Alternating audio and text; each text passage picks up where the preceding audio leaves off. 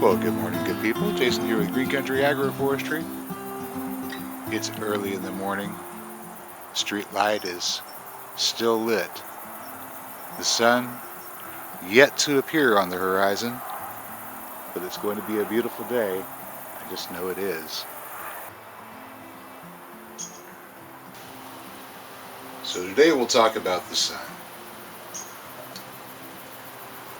I was watching a video recently, one of those archaeological videos covering the indigenous mound builders, one or another groups of them, here in North America. I like these sorts of programs. Living in Oklahoma as I do, on a river bottom as I do, I can't help but wonder if at some point in the not so distant past there may have been earthworks all around where I stand today. Their presence either eroded or destroyed by progress. It's hard to say. The archaeologist presenting was making an observation that many of the dwellings seem to have been oriented towards the east, but he didn't know why that was. And I thought that was strange because I know why that was. And I began to ponder why it was that the archaeologist didn't. Even back in the 1980s when I was much younger, I recall the attitude of academia with regard to native superstitions. Both of my parents were progressive academics, so I was constantly surrounded by the mind rot that is progressivism. The very idea that the formal education was a substitute for actual intelligence. The natives oriented their houses to the east because they lived in a time when there was no electricity. They needed to awaken early enough to get about and get the work of the day accomplished before nightfall. Oriented to the east allowed this to happen very naturally because the sun in the northern hemisphere rises in the east.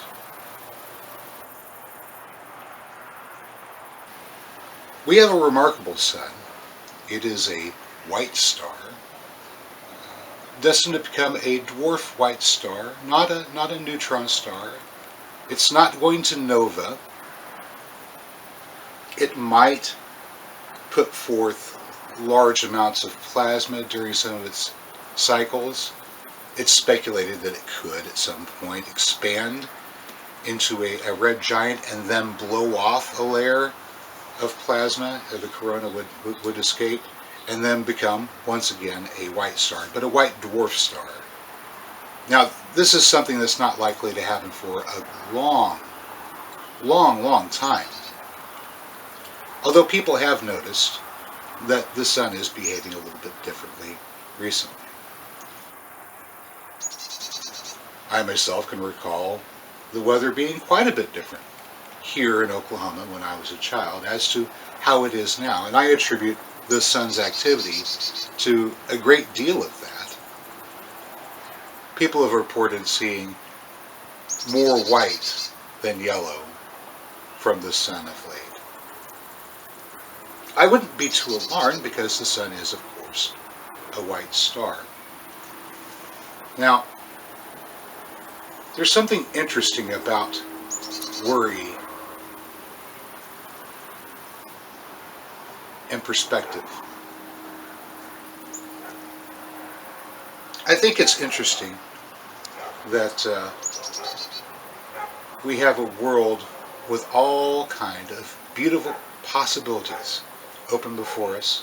Possibilities for life, possibilities for creation. And there are some things in this world that don't seem to be absolutely necessary for life, but they seem to enhance it. Gold is one of those things.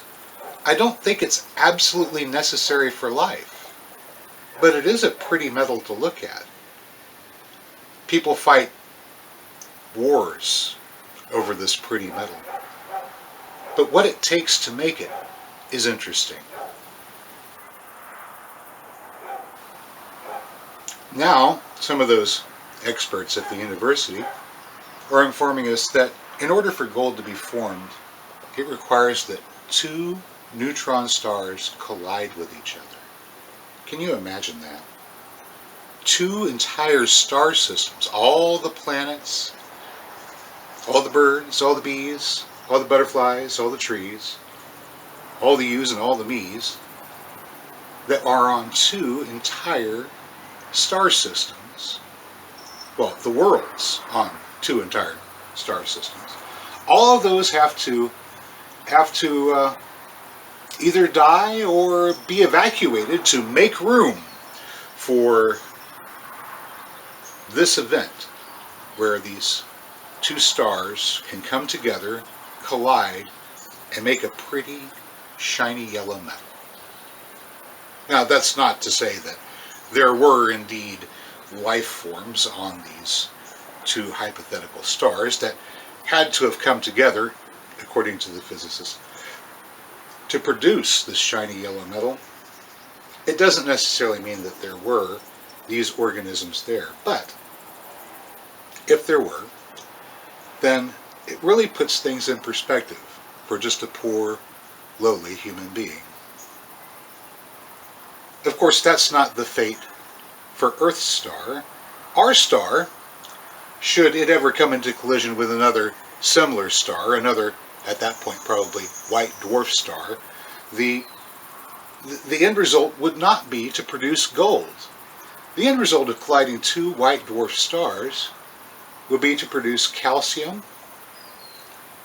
and a whole host of organic compounds necessary for the sustenance of life. Now that I find very interesting. You see, those same physicists are informing us that at some point in the very, very, very distant future, the galaxy that we are in will collide with yet another galaxy. And when that happens, it's quite possible that two stars will find each other and come into collision.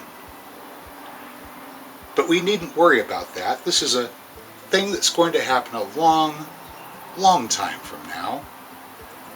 And even then, we can take a certain amount of pride in knowing that the star that birthed us, whenever it comes to its end, will produce the building blocks to birth countless billions more. You've been watching Green Country Agroforestry.